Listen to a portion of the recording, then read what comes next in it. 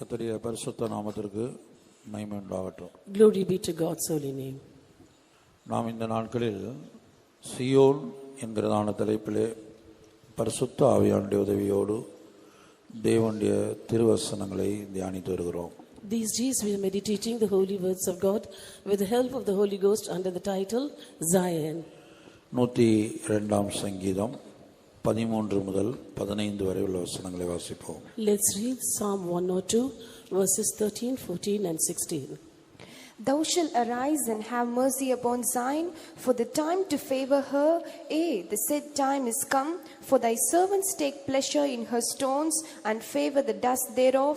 When the Lord shall build up Zion, he shall appear in his glory. தேவரீர் எழுந்தருளி சீயோனுக்கு இறங்குவீர். அதற்கு தயவுசெய்யும் காலமும் அதற்காக குறித்த நேரமும் வந்தது. உம்முடைய ஊழியக்காரர் அதன் கல்லுகள் மேல் வாஞ்சை வைத்து அதன் மண்ணுக்கு பரிதபிக்கிறார்கள்.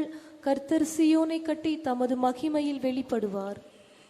தேவரீர் எழுந்தருளி சீயோனுக்கு இறங்குவீர். Thou shalt arise and have mercy upon Zion. அதற்கு தயை செய்யும் காலமும் அதற்காக குறித்த நேரமும் வந்தது. For the time to favor her, the set time is come. உம்முடைய ஊழியக்காரர் அதன் கல்லுகள் மேல் வாஞ்சை வைத்து. For thy servants take pleasure in her stones.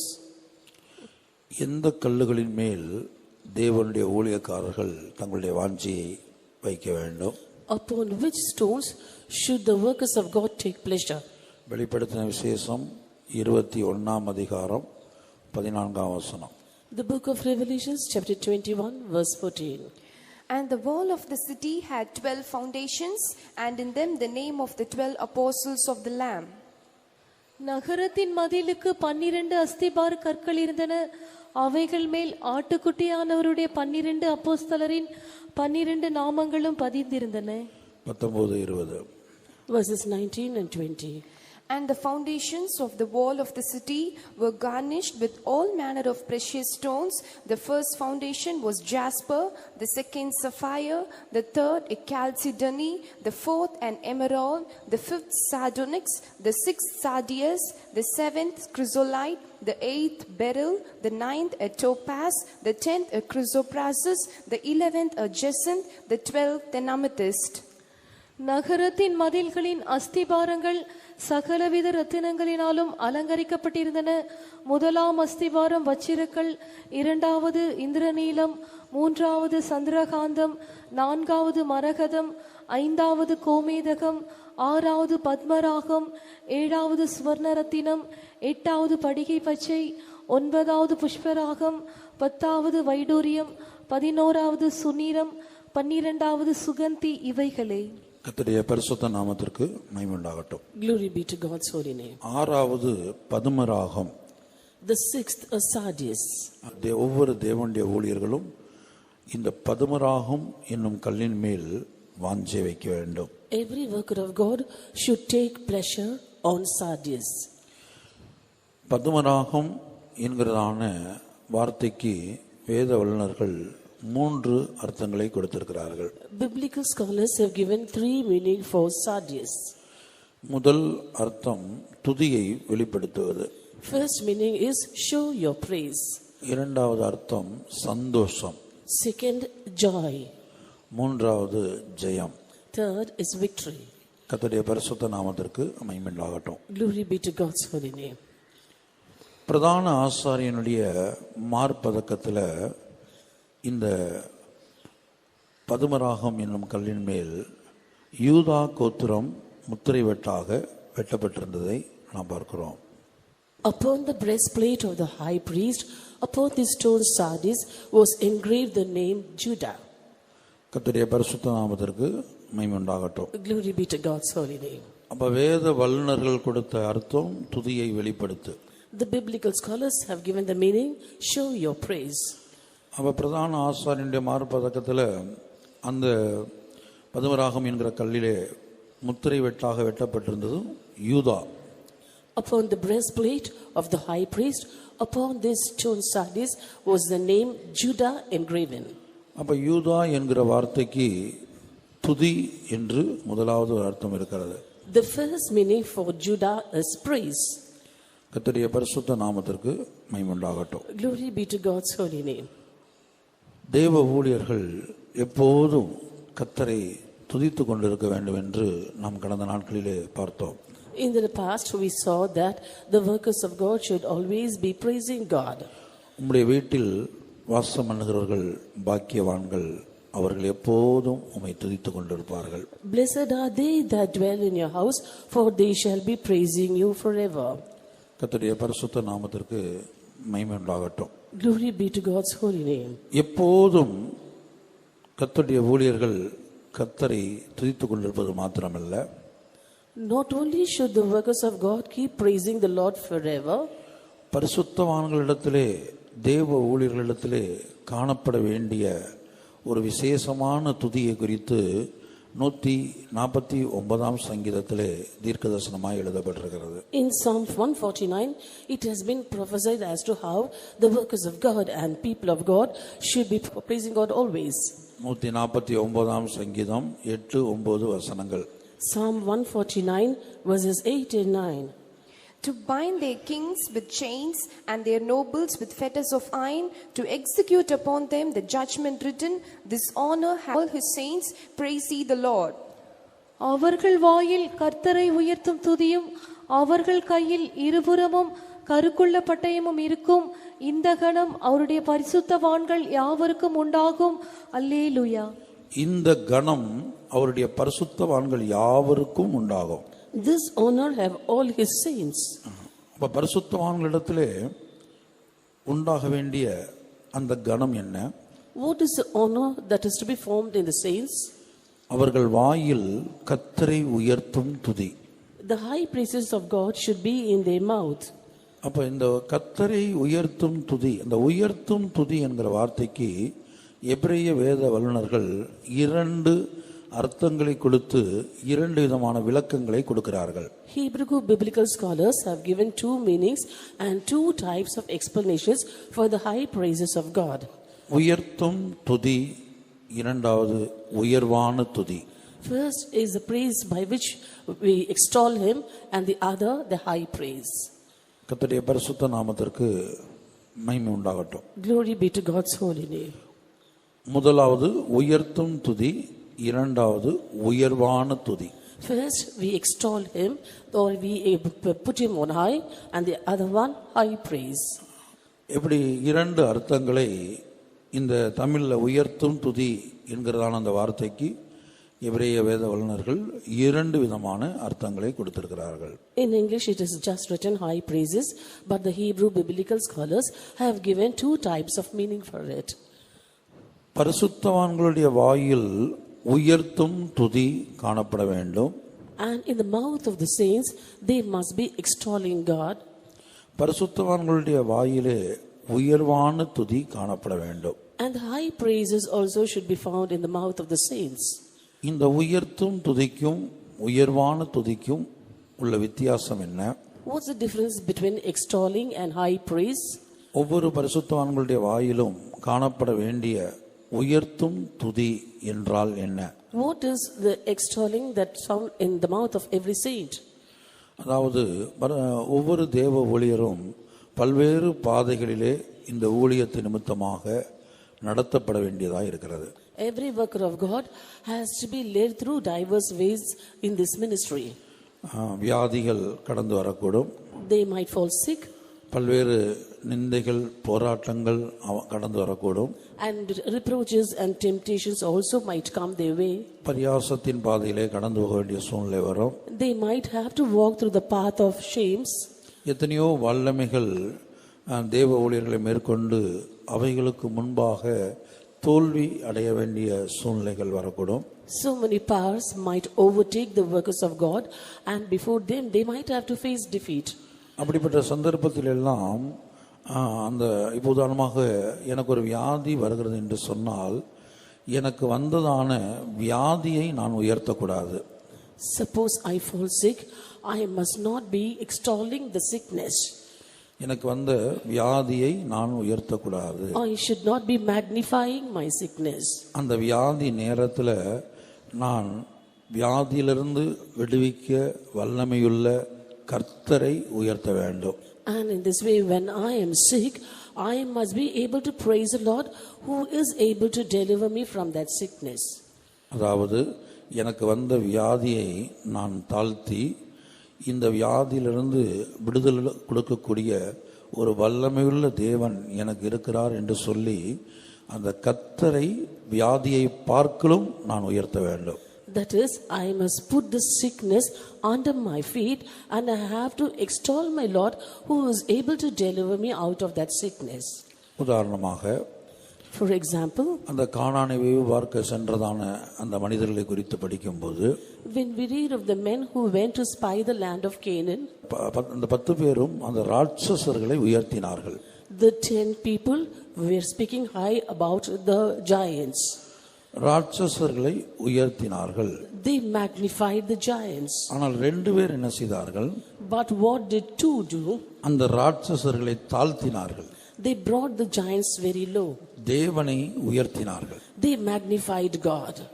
நான் மறுபடியும் சொல்லுகிறேன். Let me repeat. அந்த 10 பேரும் ராட்சசர்களை உயர்த்தினார்கள். The 10 spies magnified the giants. கர்த்தருடைய பரிசுத்த நாமத்திற்கு மகிமை உண்டாகட்டும். Glory be to God's holy name. ஆனால் இந்த 2 பேரை குறித்து நாம் பார்க்கும்போது அவர்கள் ராட்சசர்களை தாழ்த்தினார்கள், அதே வேளையில் தேவனை உயர்த்தினார்கள். But when we see of the other 2 spies, they brought those giants very low and magnified God. ஒவ்வொரு தேவ ஊழியரோடும் அந்த சீயோனின் பூரணத்தை அடைவதற்கு முன்பாக பல ராட்சசர்கள் காணப்படுவார்கள். In the life of every worker of God, before they inherit Zion, they might have to face certain giants. இப்போ கலாத்தியர் 5ஆம் அதிகாரம் 19ஆம் வசனத்தில் வாசிக்கிறபடி 20ஆம் வசனத்தில் வாசிக்கிறபடி அந்த மாம்சத்தின் கிரியைகள் அந்த ஒவ்வொரு சுபாவமும் ஒவ்வொரு ராட்சசனாக இருக்கிறது. In Galatians chapter 5 verses 19 and 20, we see of certain natures, each nature is a giant. அதுபோல் வியாதி கூட பல சந்தர்ப்பத்தில் ஒரு பெரிய ராட்சசரை போல நம்முடைய கண்களுக்கு தெரியும். வருடக்கணக்காக சில வியாதியில் தேவனுடைய ஊழியர்களை தேவ ஜனங்களை அந்த வியாதி கட்டி போட்டு வைத்திருக்கும். And at times sicknesses also might look as great giants for workers of God and people, and these sicknesses would have bound these people for many years as giants. கர்த்தருடைய பரிசுத்த நாமத்திற்கு மகிமை உண்டாகட்டும். Glory be to God's holy name. ஒவ்வொரு தேவ ஊழியனுடைய வாழ்க்கையிலும் ஒவ்வொரு தேவனுடைய பிள்ளையினுடைய வாழ்க்கையிலும் பிரச்சனைகளை கொண்டு வருகிற பிசாசு அவன் பலவீனனாய் இருக்கிறான். The devil that brings problems in the life of every worker of God and every believer is weak. நாம் நம்முடைய தனிப்பட்ட ஜீவியத்திலே சந்திக்கிற பிரச்சனைகள், போராட்டங்கள், இவைகளை கொண்டு வரக்கூடிய அந்த பிசாசை ஒரு பெரிய மனிதனாக அல்லது பெரிய ஆளாக ஒரு பெரிய வல்லமையாக உயர்த்தக்கூடாது. We should not count the devil as a great formidable force which brings in problems and temptations in our personal life. ஏனென்றால் அவன் பெரியவன் போல வல்லமை மிகுந்தவன் போல தன்னை காட்டிக் கொள்கிறான். For he shows off himself as though he is someone great and powerful. ஆனால் உண்மை என்னவென்று சொன்னால் ஏசாயா 14ஆம் அதிகாரத்தில் வாசிக்கும் போது அவனுக்குள்ள விழுகை சம்பவித்த போது அவன் பலட்சியமானான் என்று எழுதப்பட்டிருக்கிறது. But the fact is that as written in Isaiah chapter 14, when he faced a fall, he became weak. ஏசாயா 14:10. Isaiah chapter 14 verse 10. All they shall speak and say unto thee, art thou also become weak as we, or thou become like unto us? அவர்கள் எல்லோரும் உன்னை நோக்கி, நீயும் எங்களைப் போல பலிஷ்யமானாயோ, எங்களுக்கு சமானமானாயோ என்று சொல்லுவார்கள். கர்த்தருடைய பரிசுத்த நாமத்திற்கு மகிமை உண்டாகட்டும். Glory be to God's holy name. பிசாசு பலவான் போல காட்சியளிக்க கூடும். Devil might show himself as though he is strong, ஆனால் அவன் பலவான் அல்ல. but he is not strong. அவன் ஒரு பொய்யனாய் இருக்கிறான். He is a liar. ஒவ்வொரு தேவ ஊழியரும் ஒவ்வொரு விசுவாசிகளும் இந்த பூமியிலே சந்திக்கிற எல்லா போராட்டங்கள், பிரச்சனைகள், பாவத்தின் வல்லமை, மாம்சத்தின் வல்லமை, உலகத்தின் வல்லமை, இவைகள் எல்லாம் கொண்டு வருவது இந்த பிசாசு தான். The power of sickness, power of failure, or power of this world, power of sin, power of flesh are all brought to the workers of God and believers by the devil. அந்த பிசாசு ஒரு பெரிய பலவானை போல நமக்கு காண்பித்து பயமுறுத்தி நம்மை பயப்பட பண்ணுகிறான். That devil shows himself as though he is very strong and threatens us and makes us to fear him. பல சந்தர்ப்பத்தில் நாமும் பிசாசு மேற்கொள்ள முடியாத, ஜெயிக்க முடியாத ஒரு பலவான் என்று எண்ணிக்கொள்கிறோம். At circumstances, we do think that devil is a formidable force whom we cannot overcome and we cannot be victorious over him. கர்த்தருடைய பரிசுத்த நாமத்திற்கு மகிமை உண்டாகட்டும். Glory be to God's holy name. ஆனால் சத்தியம் என்ன? But what is the truth? பிசாசு ஒரு பலவீனனாய் இருக்கிறான். Devil is weak. பலட்சியமானவனாய் இருக்கிறான். He is being weakened. ஆகவே தான் நாம் வேதத்திலே வாசிக்கிறோம், பிசாசுக்கு எதிர்த்து நில்லுங்கள். That is why in the scripture we read, resist the devil. பிசாசுக்கு எதிர்த்து நிற்க வேணும். We have to resist the devil. அப்பொழுது அவன் ஓடி போவான். And he will flee from us. எதிர்த்து நிற்க முடியாத அளவுக்கு ஒரு பெரிய பலவான் அல்ல பிசாசு. The devil is not a very strong person so that we are not able to resist him. இங்க வாசிக்கிறோம். James 4 verse 7. James chapter 4 verse 7. Submit yourselves therefore to God, resist the devil and he will flee from you. ஆகையால் தேவனுக்கு கீழ்ப்படிந்திருங்கள், பிசாசுக்கு எதிர்த்து நில்லுங்கள், அப்பொழுது அவன் உங்களை விட்டு ஓடி போவான். தேவனுக்கு கீழ்ப்படிந்திருங்கள். Submit yourselves therefore to God. பிசாசுக்கு எதிர்த்து நில்லுங்கள். Resist the devil. உதாரணமாக நம்முடைய ஜீவியத்தில் தேவனுக்கு கீழ்ப்படிந்திருந்தால் மாத்திரம்தான் பிசாசுக்கு எதிர்த்து நின்னா அவன் நம்மளை விட்டு ஓடி போவான். In our life, only when we obey God and then resist the devil, he will flee away from us. ஒரு சந்தர்ப்பத்தில் ஸ்கேவாவின் அந்த புத்திரர் என்ன செய்யறாங்க, இயேசுவின் நாமத்தினால பிசாசை துரத்தின போது அந்த பிசாசு என்ன செஞ்சது, நான் இயேசுவையும் அறிவேன் பவுலையும் அறிவேன்னு சொல்லி அவங்கள தங்களை துரத்த வந்த ஸ்கேவாவின் புத்திரரை பிசாசு திரும்ப துரத்தி அவங்க என்ன செஞ்சாங்க, நிர்வாணிகளாய் மாற்றப்பட்டு ஓடுகிறார்கள். In one instance, when the sons of Sceva wanted to ostracize, those devils pounced on them and said, "We know Paul and we know Jesus. Who are you?" Saying so, they stripped him and they had to flee away from the place. பிசாசு சொல்லுகிறது, இயேசு எனக்கு தெரியும் பவுல் எனக்கு தெரியும், நீ யாருன்னு கேக்குது. The devil said, "I know Jesus and I know Paul. Who are you?" அப்போஸ்தலர்கள் 9:15. Acts of Apostles chapter 19 verse 15. 14 இருந்து வாசிங்க. 14 onwards. And there were 7 sons of one Sceva, a Jew, and chief of the priests, which did so. And the evil spirit answered and said, Jesus I know, and Paul I know, but who are ye?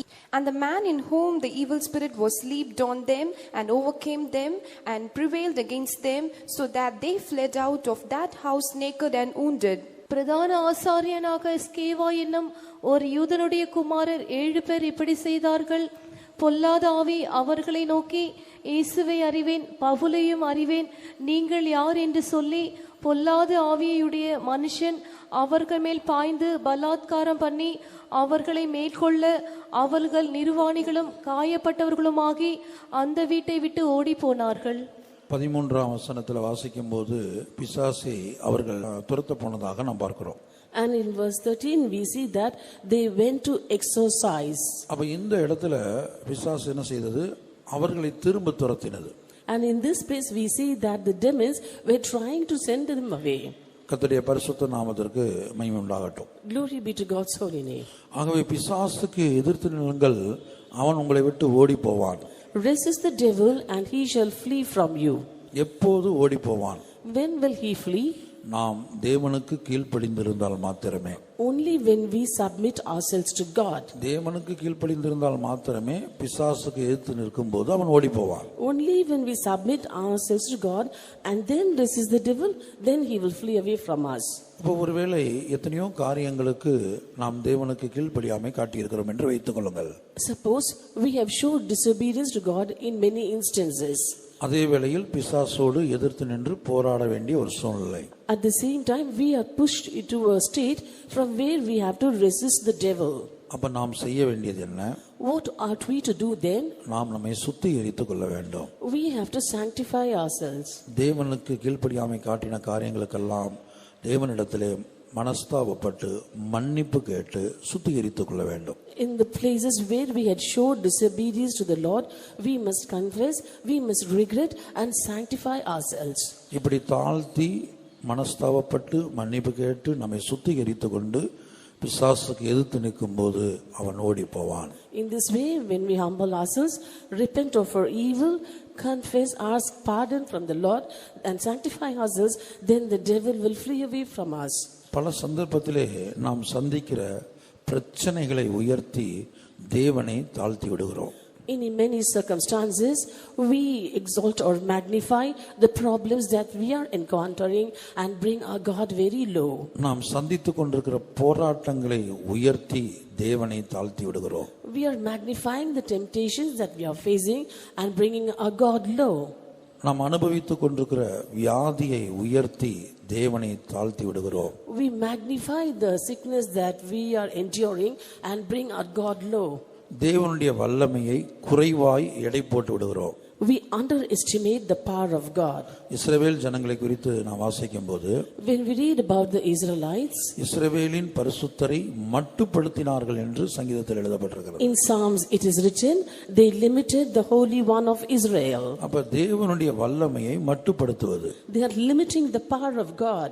தேவனுடைய அதிகாரத்தை மட்டுப்படுத்துவது, They are limiting the authority of God. அதே வேளை பிரச்சனைகளை உயர்த்துவது, At the same time, magnifying the problems, பிசாசை ஒரு பெரிய நபராக நாம் எண்ணிக்கொள்வது, counting as though devil is a very great one. கர்த்தருடைய பரிசுத்த நாமத்திற்கு மகிமை உண்டாகட்டும். Glory be to God's holy name. உயர்த்தும் துதி நமக்கு தேவையாய் இருக்கிறது.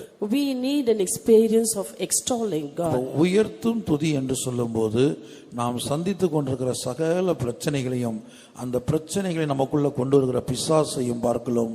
எத்தனையோ கோடி கோடி கோடி மடங்கு என் தேவன் பெரியவர் என்று அறிக்கையிட்டு அவரை உயர்த்தி துதிக்க வேண்டும்.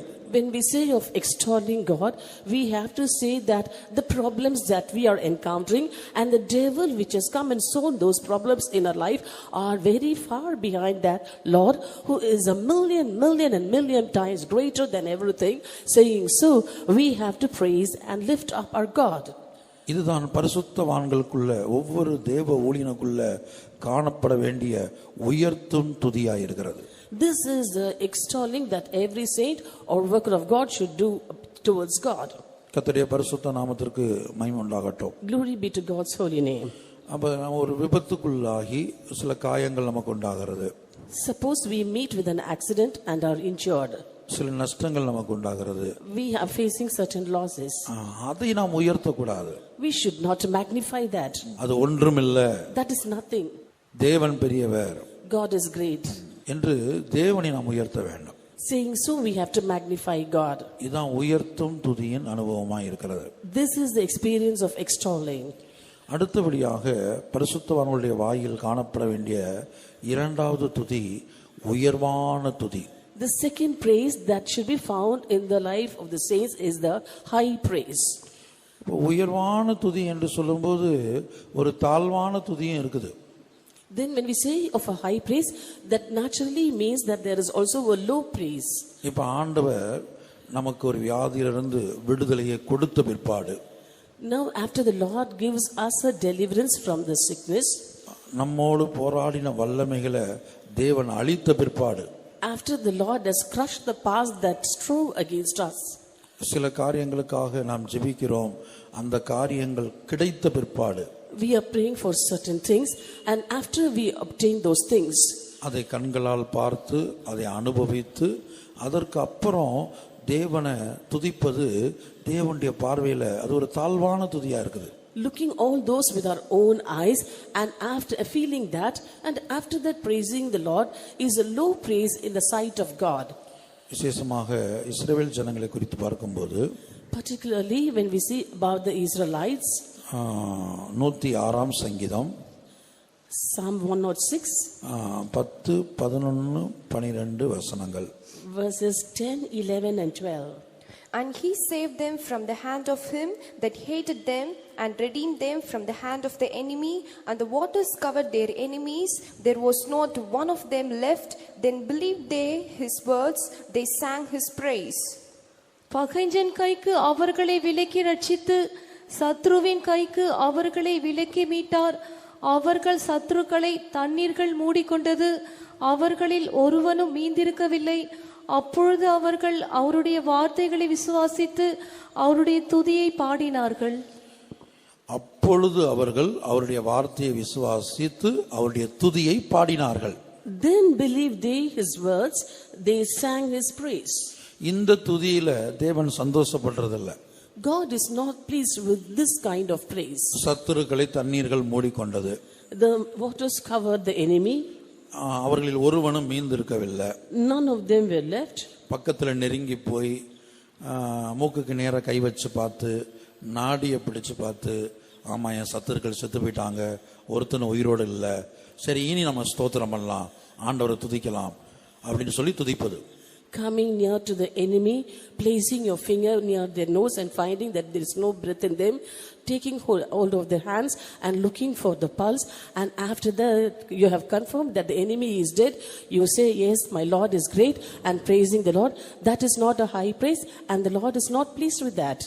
ஒரு வியாதி படுக்கையிலே ஒரு தேவ ஊழியன் காணப்படுகிறார் என்று வைத்துக் கொள்ளுங்கள். Suppose a worker of God is in sick bed. அந்த வியாதி படுக்கையை கர்த்தர் மாற்றி சுகத்தை தந்த பிற்பாடு, கர்த்தர் இந்த வியாதியிலிருந்து என்னை சுகத்தை தந்தார், என்னை விடுவித்தார் என்று துதிப்பதல்ல. And in this sick bed, after the Lord has changed his sick bed, he coming and praising the Lord, saying, the Lord has healed me from my sickness. அப்படி துதிப்பது தேவனுடைய பார்வையில் ஒரு தாழ்வான துதியா இருக்குது. That is a low praise in the sight of God. ஆனா அது high பிரைசஸா மாறணும்னு சொன்னா, But if it is to become high praise, அது எப்படி இருக்க வேண்டும்? how should it be? அப்படிப்பட்ட துதிகள் எப்படிப்பட்ட துதியா இருக்கணும்? And such praises, how should it be? இந்த வியாதியிலிருந்து விடுதலை தருவதற்கு முன்பாக, Before the Lord gives deliverance from this sickness, சரீரத்தில் அந்த வியாதியானது மரணத்தின் வல்லமைக்கு நேராக வழி நடத்தி கொண்டிருக்கும் போது, in the body, when the sickness is leading you towards death, அந்த மரண வேதனையில துடித்து கொண்டிருக்கும் போது, when you're writhing in death pain, கர்த்தரை துதிப்பது, praising God, கர்த்தர் விடுவித்தார் என்று சொல்லி துதிப்பது, saying the Lord has delivered and praising him. விடுதலை இன்னும் கிடைக்கல, Not yet delivered, ஆனா விடுதலையை கொடுத்தார் என்று விசுவாசித்து துதிப்பது. by faith saying he has delivered and praising the Lord. ஆபிரகாமுக்கு இப்படிப்பட்ட துதி காணப்பட்டது. Abraham, such type of praise. ஈசாக்கு கிடைத்த பிற்பாடு கர்த்தரை துதிக்கிறது மாத்திரமல்ல, Not only did he praise the Lord after he received Isaac, தன்னுடைய சரீரம் செத்து போன சரீரமாய் இருந்த போதும், தன் மனைவியுடைய கர்ப்பம் செத்து போன கர்ப்பமாய் இருந்த போதும் கர்த்தரை துதித்துக் கொண்டிருக்கிறான், ஒரு ஈசாக்கை கொடுத்தார் என்று சொல்லி. even when his body was in a dead state and his wife Sarah's womb was dead, he was keeping on praising the Lord, saying that the Lord has given him a child. ஈசாக்கை கண்களால் பார்ப்பதற்கு முன்பாகவே கர்த்தர் ஈசாக்கை கொடுத்தார் என்று சொல்லி துதிக்கிறதான துதிதான் உயர்வான துதி. Even before he was able to see Isaac by his own eyes, he praised the Lord, saying that the Lord has given him an Isaac, and that praise is called a high praise. வியாதி படுக்கையிலே காணப்படும் போது, மரணப்படுக்கையிலே காணப்படும் போது தேவ சமூகத்தில் துதித்து மகிமைப்படுத்துவதுதான் உயர்வான துதி. While in sick bed and in deathbed, if you keep on praising the Lord, saying that the Lord has delivered you, that is called as a high praise. 149 சங்கீதம் 5ஆம் வசனம். Psalm 149 verse 5. Let the saints be joyful in glory, let them sing aloud upon their beds. பரிசுத்தவான்கள் மகிமையோடு களிகூர்ந்து தங்கள் படுக்கைகளின் மேல் கெம்பீரிப்பார்கள். தங்கள் படுக்கைகளின் மேல் கெம்பீரிப்பார்கள். Let them sing aloud upon their beds. அந்த படுக்கை வியாதி படுக்கையா இருந்தாலும், That bed might be a sick bed, அந்த படுக்கை மரண படுக்கையா இருந்தாலும், or that bed might be a death bed, இன்னும் பல்வேறு விதமான பிரச்சனைகள் போராட்டங்கள் வழியாக கடந்து செல்லும் போதும், or when they are passing through diverse problems and temptations. கர்த்தருடைய பரிசுத்த நாமத்துக்கு மகிமை உண்டாகட்டும். Glory be to God's holy name. பரிசுத்தவான்கள் மகிமையோடு களிகூர்ந்து, The saints be joyful in glory, தங்கள் படுக்கைகளின் மேல் கெம்பீரிப்பார்கள். and let them sing aloud upon their beds. அதான் பவுலும் சீலாவையும் குறித்து நாம் பார்க்கும்போது, When we see about Paul and Silas, தொழு மரத்திலே கட்டி தொங்கவிடப்பட்டிருந்தார்கள். they were fastened to the stocks and made to hang. சிறைச்சாலையில் அடைக்கப்பட்டிருந்தார்கள். They were shut in the prison. ஆனால் விடுதலை ஆக்கப்பட்ட பிற்பாடு கர்த்தர் சிறைச்சாலையிலிருந்தும் அந்த தொழு மரத்திலிருந்தும் விடுதலை ஆக்கப்பட்ட பிற்பாடு கர்த்தரை துதித்திருப்பார்களானால், if they had praised the Lord after the Lord had delivered them from the prison and from the stocks, ஒருபோதும் அது உயர்வான துதி அல்ல. that will never be counted as a high praise. ஆனால் அவர்கள் என்ன செய்தார்கள்? But what did they do? தொழு மரத்தில் கட்டி தொங்கோடப்பட்டு அந்த வேதனைகளை அனுபவித்து கொண்டிருக்கும் போது கர்த்தரை பாடி துதித்தார்கள். When they were fastened to the stocks and were hanging upside down, and when they were enduring severe pain, they were singing and praising God. சிறையிருப்பின் மத்தியிலிருந்து தேவனுடைய நாமத்தை உயர்த்தினார்கள். In the midst of captivity, they were extolling the name of the Lord. அதுதான் ஒவ்வொரு தேவ ஊழியருடைய வாழ்க்கையிலும் காணப்பட வேண்டிய உயர்வான துதியாயிருக்கிறது. That is a high praise to be found in the life of every worker of God.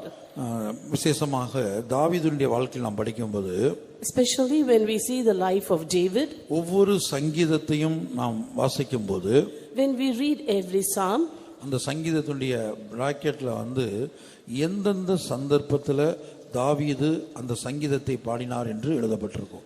in the beginning of each psalm, in the brackets is given the situation or circumstance in which David sang that psalm. 34ஆம் சங்கீதம் பிராக்கெட்ல உள்ளதை வாசிப்போம்.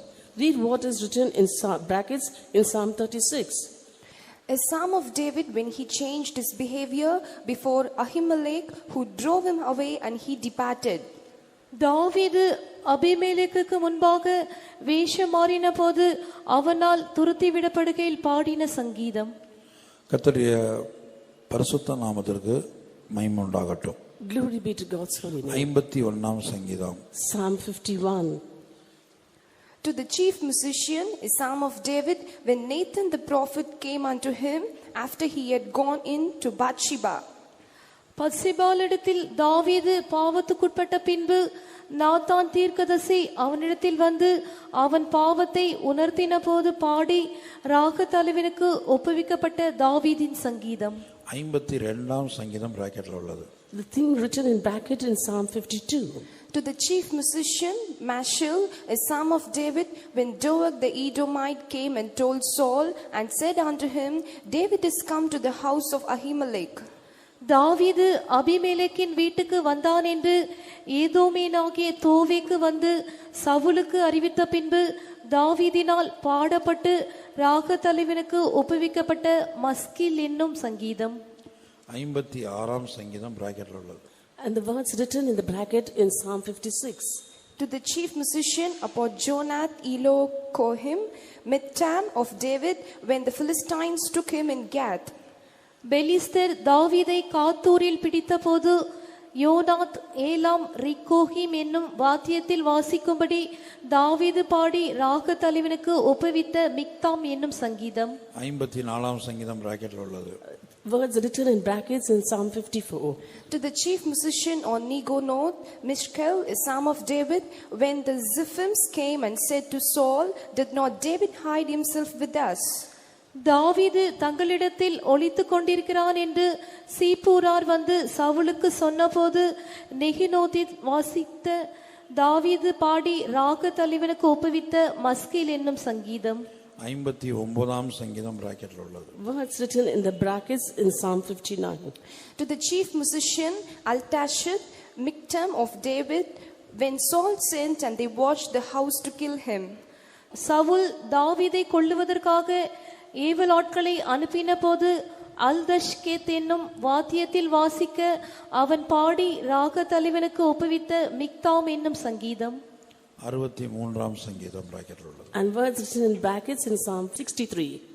A psalm of David when he was in the wilderness of Judah. தாவீது யூதாவின் வனாந்திரத்தில் இருக்கையில் பாடின சங்கீதம். இப்படி பல்வேறு பாதைகள்ல கர்த்தர் தன்னை நடத்தும் போது, In this way, when the Lord was leading him through diverse paths, ஜெயம் கொடுத்த பிற்பாடும் நாம் கர்த்தரை துதிக்க வேண்டும். we have to praise the Lord when the Lord has given us victory. கர்த்தர் தன்னுடைய சத்துருக்களுக்கு விலக்கி விடுவித்த நாளிலே தாவீது பாடின ஒரு சங்கீதத்தை குறித்தும் பார்க்கிறோம். We also saw that the psalm sang by David when the Lord had delivered him from the hands of the enemies. அதை பார்க்கலும் பிரச்சனைகள் வழியாக கடந்து போகும்போது போராட்டங்களின் வழியாக கடந்து போகும்போது தேவன் இன்னும் குறிக்கப்பட்ட காரியங்களிலிருந்து விடுதலை தராமல் இருக்கும்போது அந்த பாதையிலிருந்து அதன் மத்தியிலிருந்து கர்த்தரை துதிப்பது, அவரை உயர்த்துவதுதான் உயர்வான துதியாக இருக்கிறது.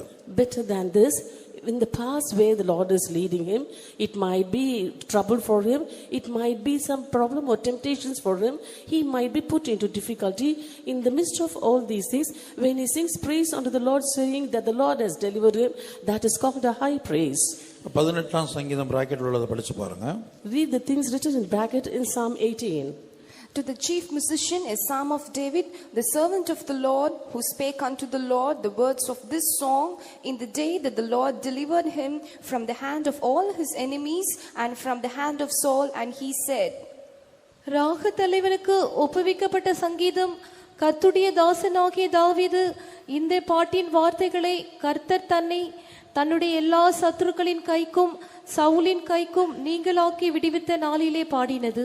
இது விடுவித்த நாளில பாடினது. This was a psalm sung on the day he was delivered.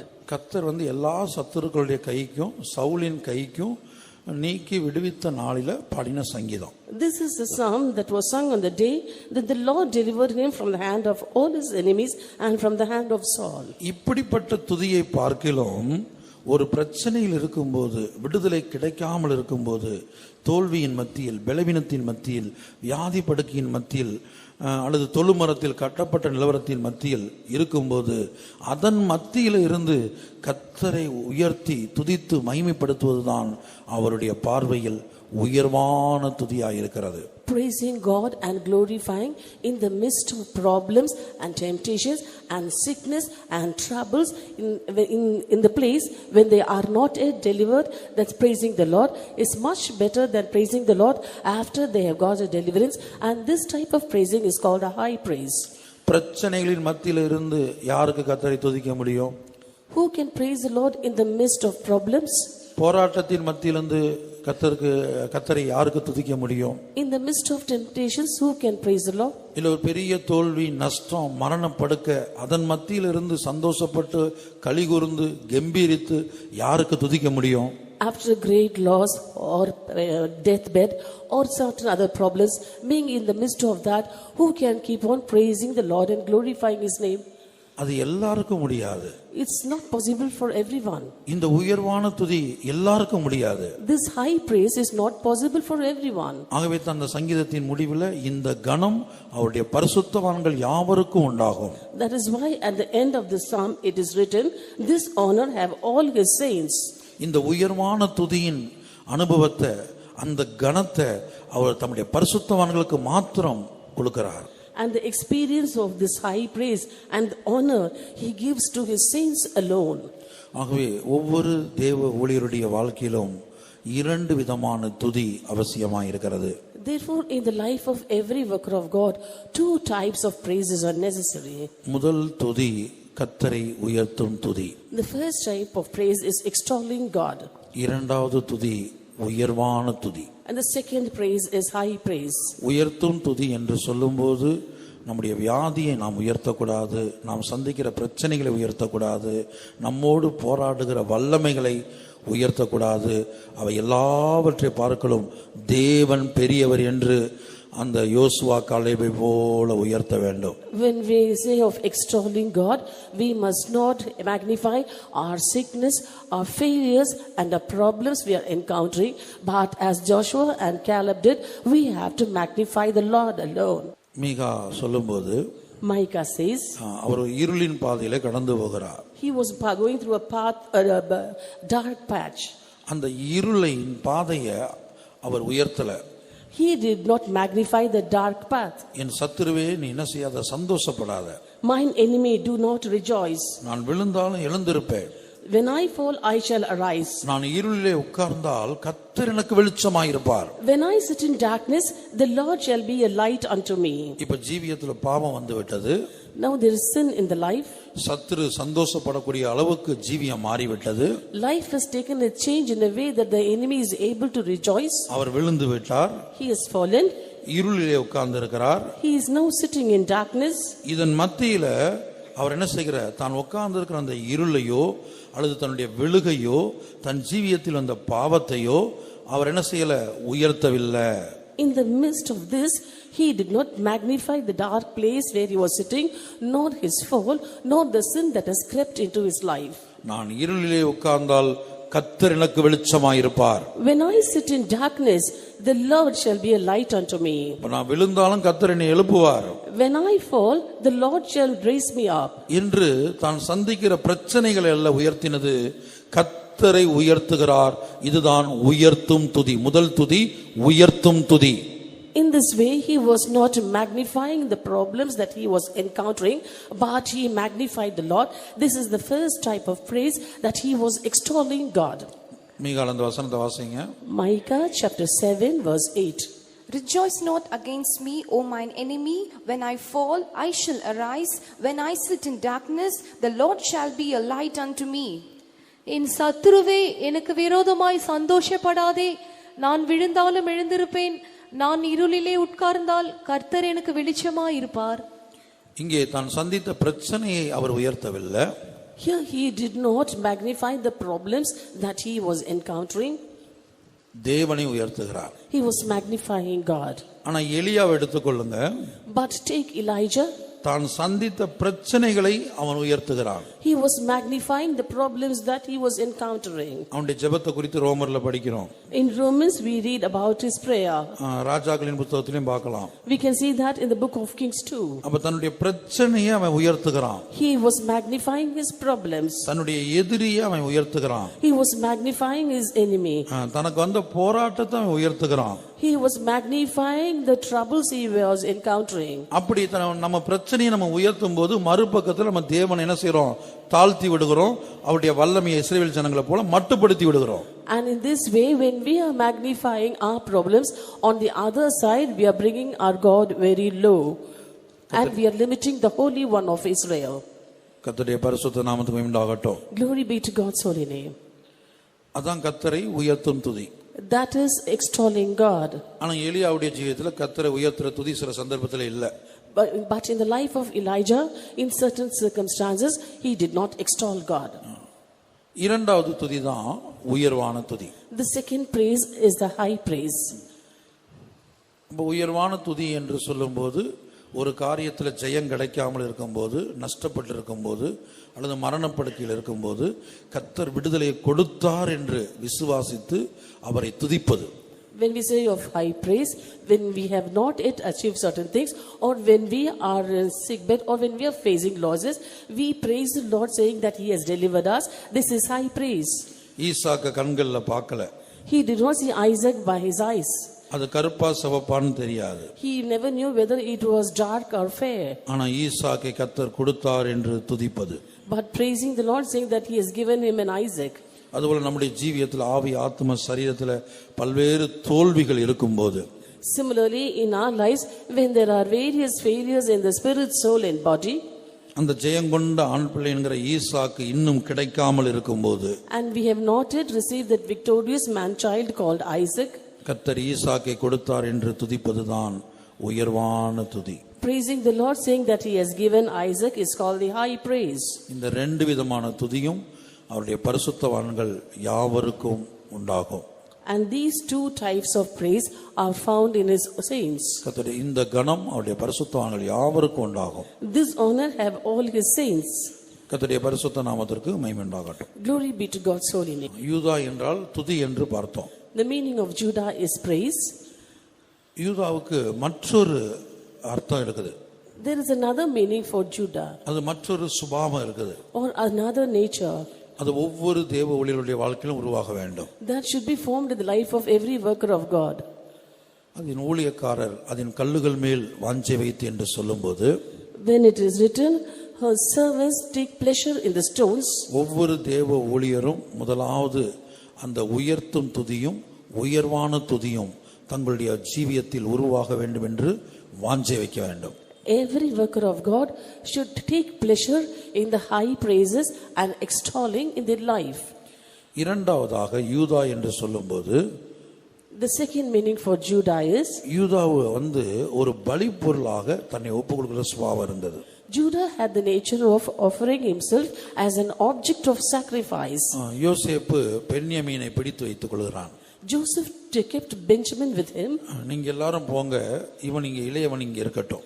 You all can go, let the youngest stay back with me. அந்த சந்தர்ப்பத்தை நம்ம கவனிக்கணும். You have to look into that circumstance.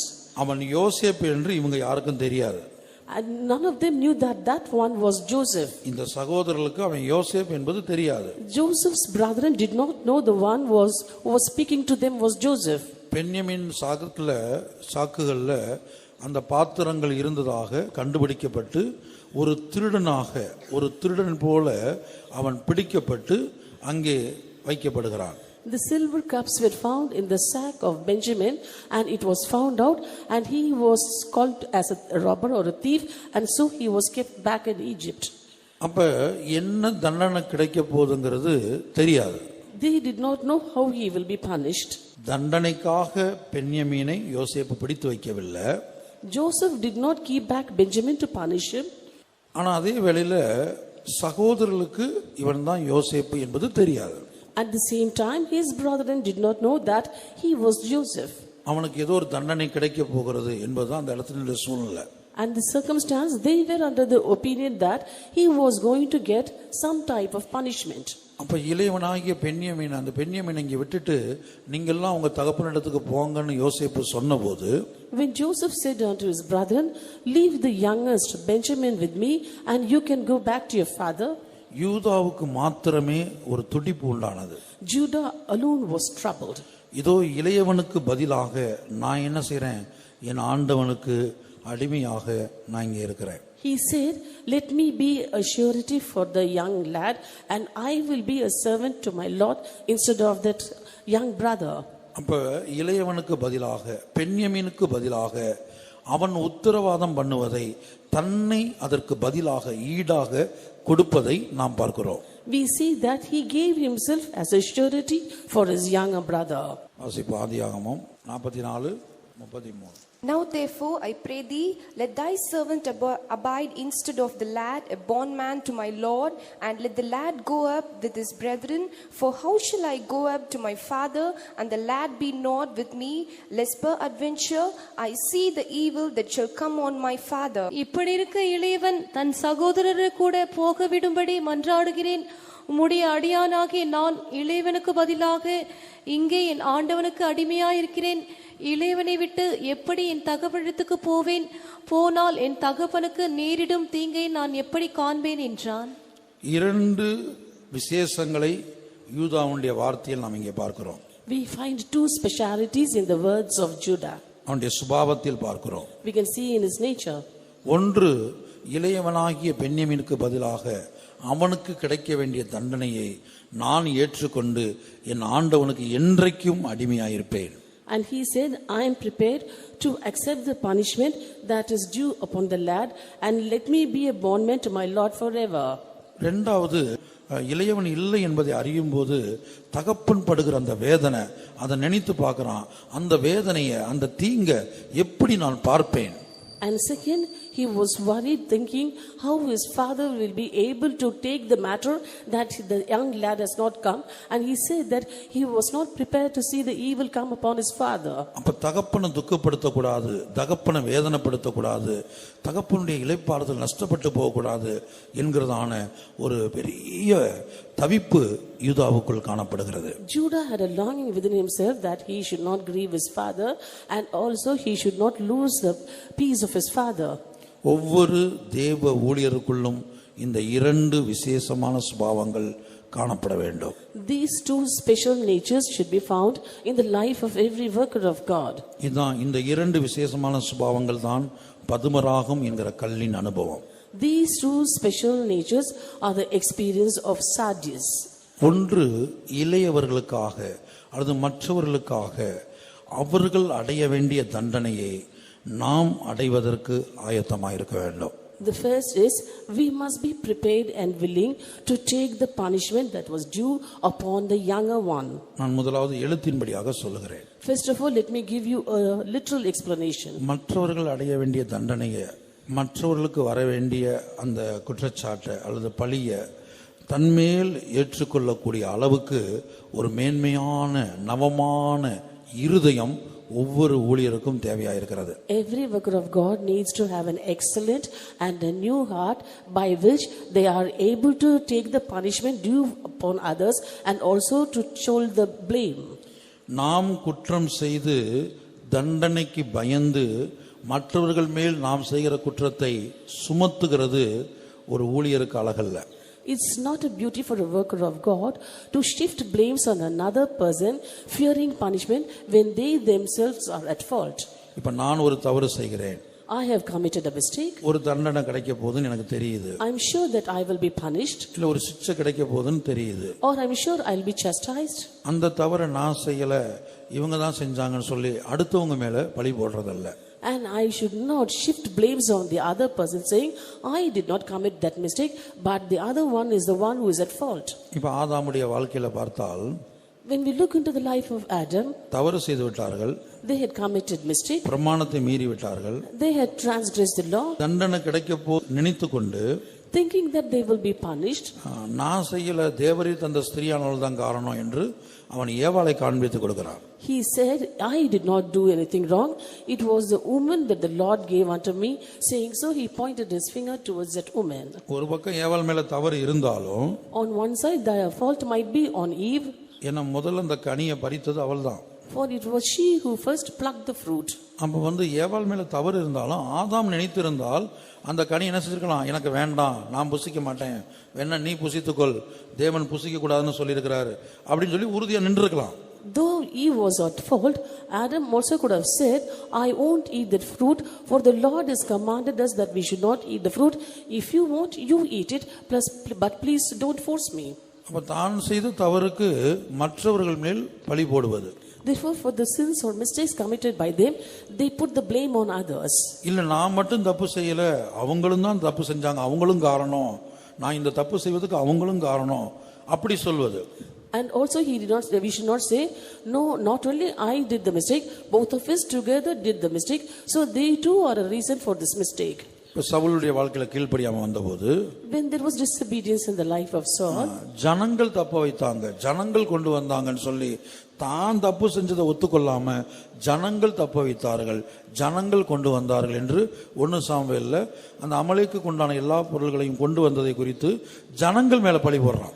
in 1 Samuel, when the Lord had asked Saul to utterly destroy the Amalekites, he had spared certain things, but later when he was questioned, he shifted the blame on the people and said, the people brought and the people spared. அந்த வசனத்தை வாசிங்க. 1 Samuel chapter 15 verse 15. And Saul said, they have brought them from the Amalekites, for the people spared the best of the sheep and of the oxen to sacrifice unto the Lord thy God, and the rest we have utterly destroyed. அதற்கு சவுல் அமலேக்கியரிடத்திலிருந்து அவைகளை கொண்டு வந்தார்கள். ஜனங்கள் ஆடு மாடுகளில் நலமானவைகளை உம்முடைய தேவனாகிய கர்த்தருக்கு பலியிடும்படிக்கு தப்ப வைத்தார்கள், மற்றவைகளை முற்றிலும் அழித்து போட்டோம் என்றான். தண்டனை கிடைக்கும், சிட்சை கிடைக்கும் என்பதற்கு பயந்து தான் செய்த தவற ஜனங்கள் மேல் போடுகிறான். Fearing punishment and chastisement, he thus shifted the blame on the people when actually he was to be blamed. ஆனா இங்க யூதா என்ன செய்கிறான், மற்றவர்கள் செய்ததாக எண்ணப்படும், பென்யமீன் தவறு செய்யல, பென்யமீன் இந்த இடத்துல தவறு செய்யல, ஆனா தவறு செய்ததா பிடிக்கப்படுறான். அப்படி பிடிக்கப்பட்ட வேளையில ஒரு தண்டனை கிடைக்க போதுன்னு நினைத்து கொண்டு அந்த தண்டனை பென்யமீனுக்கு வேண்டாம், அதை நான் ஏற்றுக்கொள்றேன், என்றைக்கும் நான் அடிமையா இருக்கிறேன்னு சொல்றான். Benjamin did not do any wrong, but he was counted as though he had committed a mistake, so he was to be punished. Fearing this, Judah said, let me take the blame on myself, and I am willing to be a servant or a bondman to my Lord forever. அடிமையா இருக்கிறேன்னு வாயில சொல்ற வார்த்தை அது லேசா ஈஸியா சொல்லிடலாம், சுலபமா சொல்லிடலாம். We can very easily say by our words that we like to be bondmen. ஆனா பிராக்டிக்கலா என்றென்றைக்கு அடிமையா இருக்கிறதுன்னு சொன்னா அதுல எவ்வளவு கஷ்டங்கள் இருக்குங்கிறது அடிமையா இருக்கிற அந்த அடிமைகளுக்கு தான் தெரியும். But when you say that we want to be bondmen forever, when you undergo that way practically alone, we will know the problem and seriousness of it. ஒரு அடிமைக்கு என்னெல்லாம் கஷ்டம் என்பதை யூதா அறிந்திருந்தும் இளையவனுக்கு பதிலாக அவனுக்கு பதிலாக நான் என்றைக்கும் அடிமையாயிருப்பேன். Though Judah knew the problems of a bondman, yet he voluntarily said, "Let me be a bondman to my Lord instead of the lad forever." இதற்கு காரணம் என்னன்னு கேட்டா, யூதா பென்யமீன் மேல வச்ச பாசம் மாத்திரமல்ல, The reason for is this, that not only did Judah have a love towards Benjamin, இவங்க எல்லாருக்கும் தகப்பன் ஒன்று, ஆனா பென்யமீனும் யூதாவுக்கும் தாய் வேறு வேறு. all of them had the same father, but Judah and Benjamin had different mothers. அப்ப இப்படி யூதா சொல்ல காரணம் என்னன்னு கேட்டால், தகப்பன் மேல் அவன் வைத்த அன்பு.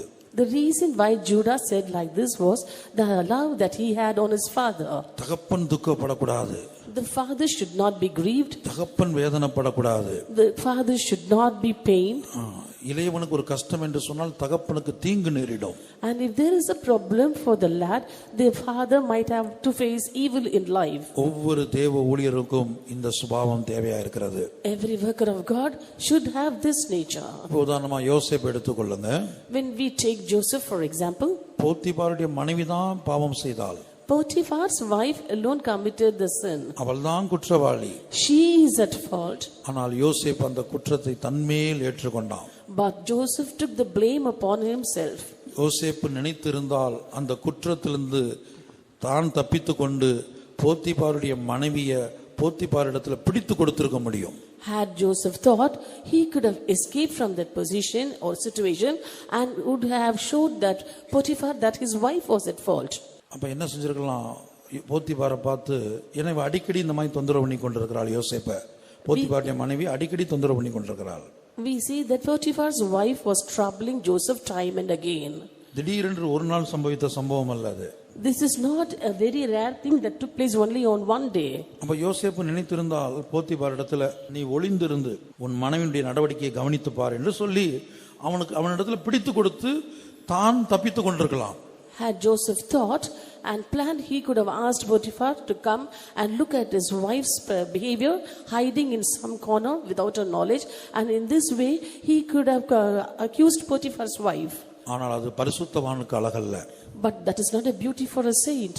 அது ஒரு பரிசுத்தவானுடைய சுபாவம் அல்ல. That is not the nature of a saint. அப்ப யோசேப்புக்கு தெரியும் இது இப்படித்தான் போய் முடியும், இன்றைக்காயிலும் ஒரு நாள் நமக்கு இப்படி ஒரு பேர் வந்துடும், ஒரு குற்றவாளியா நம்மளை தீர்த்துருவாங்க, ஒரு தண்டனை கிடைக்க போது, இதெல்லாம் யோசேப்புக்கு நேரத்திலே தெரியும். Joseph very well knew ahead or earlier itself that this will be the end of the matter. Somehow one day I will be accused and I might be punished. ஒரு காரியம் போகிற போக்க பார்க்கும்போது கர்த்தரோடு இருக்கிற ஒரு மனிதனுக்கு இது எப்படி போய் முடியுங்கிறது தெரியும். When a man is with God, the way things take a turn, he can understand the end of it. ஆனாலும் தான் தப்பித்துக்கொள்ள அவன் முயற்சிக்கவில்லை. Yet he did not try to escape from that situation. தான் ஒரு பரிசுத்தவான் என்றும் போத்திபாருடைய மனைவி ஒரு பாவி என்றும் நிரூபிக்க போகவில்லை. He did not want to prove that he was a saint and the wife of Potiphar was a sinner. அந்த போத்திபார் மனைவியுடைய அக்கிரமத்தை தன்மேல் சுமந்தான். He bore the iniquity of the wife of Potiphar upon himself. அவள் அடைய வேண்டிய தண்டனையை, அவள் இருக்க வேண்டிய சிறைச்சாலையின் காவல் கிடங்குல அவளுக்கு பதிலா இவன் போய் இருக்கிறான். And he took the punishment due upon her upon himself, and also instead of her he went to the dungeon in the prison. இதுதான் யூதாவுக்கு இருக்க வேண்டிய சுபாவம். This is the nature of Judah. கர்த்தருடைய பரிசுத்த நாமத்துக்கு மகிமையுண்டாகட்டும். Glory be to God's holy name. மற்றவர்களுக்கு பதிலாக தன்மேல் தண்டனை ஏற்றுக்கொள்வது, Instead of others carrying the blame upon himself. கர்த்தராகிய இயேசுவும் கல்வாரி சிலுவையில் இதைத்தான் செய்தார். Lord Jesus Christ too did the same thing on Calvary. இயேசுவை குறித்து எப்படி வாசிக்கிறோம்? What do we read about Jesus? 1 பேதுருல வாசிக்கும்போது, When we read in 1 Peter 3ஆம் அதிகாரம் 18ஆம் வசனம், chapter 3 verse 18. For Christ also had once suffered for sins, the just for the unjust, that he might bring us to God, being put to death in the flesh, but quickened by the Spirit. ஏனெனில் கிறிஸ்துவும் நம்மை தேவனிடத்தில் சேர்க்கும்படி அநீதி உள்ளவர்களுக்கு பதிலாக நீதி உள்ளவராய் பாவங்களின் நிமித்தம் ஒரே தரம் பாடுபட்டார். அவர் மாம்சத்திலே கொலையுண்டு ஆவியிலே உயிர்ப்பிக்கப்பட்டார். அநீதி உள்ளவர்களுக்கு பதிலாக நீதி உள்ளவராகிய இவர் மாம்சத்திலே மாம்சம் கொலையாவதற்கு ஒப்பு கொடுக்கிறார். The just for the unjust, that he might bring us to God, being put to death in the flesh. ஏனென்றால் நம்முடைய கர்த்தராகிய இயேசு இந்த யூதா கோத்திரத்திலே தோன்றினவர். For our Lord Jesus Christ was born in this tribe of Judah. கர்த்தருடைய பரிசுத்த நாமத்திற்கு மகிமை உண்டாகட்டும். Glory be to God's holy name. அப்ப இது ஒரு பலி பொருளின் சுபாவம் என்று சொன்னேன். I told you that this is the nature of an object of sacrifice. இப்ப பழைய ஏற்பாட்டு காலத்துல ஒரு மனிதன் பாவம் செய்யும்போது, In the Old Testament period, when a man sinned, அந்த பாவம் என்ன செய்யப்பட்டதுன்னா அந்த மிருகத்தின் தலையின் மேல் சுமத்தப்பட்டது. that sin was put on the head of the beast. ஒரு மனிதன் செய்த பாவம், அந்த பாவங்கள் மிருகத்தின் மேல சுமத்தப்பட்டது. The sins committed by a man was shifted upon the head of the animal. அப்ப கிருபையின் காலத்துல மிருகம் அல்ல, கர்த்தராகிய இயேசு கிறிஸ்து முழு உலகத்தின் பாவத்தையும் தன்மேல் சுமந்தார் அல்லது தன்மேல் ஏற்றுக்கொண்டு பலி பொருளாய் மாறினார். In the New Testament period, not an animal, but Lord Jesus Christ carried the sins of the whole world upon himself, and he became a sacrifice. நம்முடைய இயேசு யூதா கோத்திரத்திலே தோன்றினவர். Our Jesus was born in the tribe of Judah. கர்த்தருடைய பரிசுத்த நாமத்திற்கு மகிமை உண்டாகட்டும். Glory be to God's holy name. அப்ப அதுபோல ஒவ்வொரு தேவ ஊழியருக்கும், Similarly, for every worker of God, பல சந்தர்ப்பத்துல மற்றவங்களுடைய குற்றச்சாட்டை, மற்றவங்கள் செய்த தவற நம்மேல் சுமந்து நாம் தண்டிக்கப்பட வேண்டிய சூழ்நிலை வரும். we might have to shoulder the sins or accusations of others and might have to be punished for that. அதை நாம் ஏற்றுக்கொள்ள வேண்டும். We have to accept it. அதற்கு நாம் ஒப்பு கொடுக்க வேண்டும். We have to commit ourselves for that. அந்த நேரத்திலே தப்பித்து ஓட முயற்சிக்க கூடாது. And in that situation, we should not try to escape and flee. இல்ல மற்றவங்க மேல பழியை போட்டு விட கூடாது. Or we must not put the blame on others. கர்த்தருடைய பரிசுத்த நாமத்திற்கு மகிமை உண்டாகட்டும். Glory be to God's holy name. இந்த யூதாவை குறித்து மற்றொரு கோணத்தில், இந்த வேத வசனத்தை மற்றொரு கோணத்தில் அல்லது ஆவிக்குரிய மற்றொரு கோணத்தில் இந்த வசனத்தை தியானிக்கும் போது, And about this Judah, when we meditate this verse in another spiritual angle, இளையவனை விடுதலையாக்கும்படியாக மூத்தவன் அடிமையாய் மாறுகிறான். the elder became a bondman to deliver the younger one. கர்த்தருடைய பரிசுத்த நாமத்திற்கு மகிமை உண்டாகட்டும். Glory be to God's holy name. இளையவனை தப்புவிக்கும்படியாக மூத்தவன் என்றென்றைக்கும் அடிமையாய் மாறுவது. To deliver the younger one, the elder one becomes a bondman forever. பென்யமீன் இளையவன், Benjamin is a younger, யூதா மூத்தவன். and Judah the elder. ஆவிக்குரிய பிரகாரமாய் பார்க்கும்போது, In the spiritual realm, புறமான மனிதன், outer man, அந்த புறமான மனிதன் மூத்தவன், outer man is elder, உள்ளான மனிதன் இளையவன். inner man is younger. அப்படி எடுத்துக்கொள்ளலாம். We can take it this way. அல்லது ஜென்ம சரீரம் முந்தினது, Or the natural body is the first, அவன் மூத்தவன். he is the elder. ஆவிக்குரிய சரீரம் பிந்தினது, The spiritual body comes late, அவன் இளையவன். he is the younger. 1 கொரிந்தியர் 15 அதிகாரத்தில் படிக்கும்போது, When we read in 1 Corinthians chapter 15, ஜென்ம சரீரம் முந்தினது. the natural body came first. அப்ப ஜென்ம சரீரம் தான் மூத்தவன். Therefore, the one with the natural body is elder. ஆவிக்குரிய சரீரம் பிந்தினது. The spiritual body came late. 1 Corinthians chapter 15 verse 46. Howbeit that was not first which is spiritual, but that which is natural, and afterward that which is spiritual. ஆகிலும் ஆவிக்குரிய சரீரம் முந்தினதல்ல, ஜென்ம சரீரமே முந்தினது, ஆவிக்குரிய சரீரம் பிந்தினது. கர்த்தருடைய பரிசுத்த நாமத்துக்கு மகிமை உண்டாகட்டும். Glory be to God's holy name. அப்ப ஜென்ம சரீரம் முந்தினது, Natural body was the first. ஆவிக்குரிய சரீரம் பிந்தினது. The spiritual body came afterward. அப்ப இந்த இளையவனை விடுவிப்பதற்காக To deliver the younger, மூத்தவன் என்றென்றைக்கு அடிமையாய் மாறுவது. the elder becoming a bondman forever. இந்த இளையவன் தகப்பனுடைய வீட்டுக்கு போகும்படியாக, So that the younger goes to the father's house. இந்த இளையவன் தான் தேவ சமூகத்துக்கு பரலோகத்துக்கு போகுது. This younger one is going to God's presence in heaven. இந்த இளையவன் பூமியிலிருந்து விடுதலை ஆகணுமானால், If the younger one is to be released from this earth, பரலோகத்துக்கு போக வேண்டுமானால், if it is to go to heaven, அதுக்காக மூத்தவன் என்றென்றைக்கு அடிமையாய் மாற வேணும். And for that reason, the elder should become a bondman forever. அதாவது இந்த ஜென்ம சரீரம் என்றென்றைக்கும் தேவ சமூகத்துல அடிமையா ஒப்பு கொடுத்து தரித்திருக்கணும். That is, we have to give this natural body or the elder one as a bondman in God's presence and tarry there forever. எவ்வளவுக்கு எவ்வளவு நம்முடைய ஜென்ம சரீரம் தேவ சமூகத்துல மணிக்கணக்காக நாள் கணக்காக ராக்காலங்கள் எல்லாம் தரித்து இருக்கிறதோ, தேவ சமூகத்தில் தரித்து இருக்கிறதோ, அந்த அளவுக்கு இளையவனாகிய அந்த ஆவிக்குரிய சரீரம் மீட்கப்படும், உருவாக்கப்படும், இயேசுவை போல மாறும்.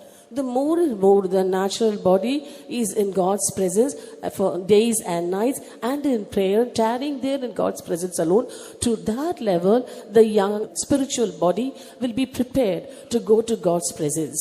அந்த ஆவிக்குரிய சரீரம் பூமியிலிருந்து விடுதலையாக்கப்பட்டு பரலோகத்துக்கு போகக்கூடிய தகுதியை பெற்றுக்கொள்ளும். The spiritual body will get the eligibility to be delivered and redeemed from the earth and to go to heaven. இந்த மூத்தவன் இந்த ஜென்ம சரீரம் என்றென்றைக்கும் தேவ சமூகத்துல அடிமையாய் ஒப்பு கொடுத்து தரித்திருக்க வேண்டும். This elder or the natural body forever should submit himself as a bondman and tarry in God's presence. அப்போ ஒவ்வொரு தேவ ஊழியரும் பதுமராகம் என்று சொல்லக்கூடிய இந்த சுபாவமாகிய கல்லின் மேல் வாஞ்சை வைக்க வேண்டும். Therefore every worker of God should take pleasure in the nature of sardis.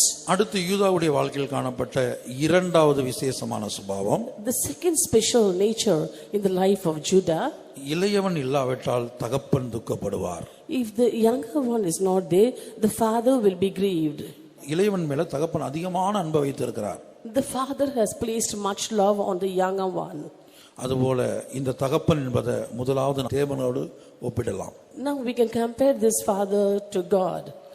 தேவன் நம்முடைய ஜென்ம சரீரத்தை பற்றிய காரியங்களை பார்க்கலாம், அல்லது பூமிக்குரிய சரீரமாகிய இந்த புறமான மனிதனுடைய எழுத்தின்படியான தேவைகளை பற்றி கவலைப்படுவதை பார்க்கலாம்.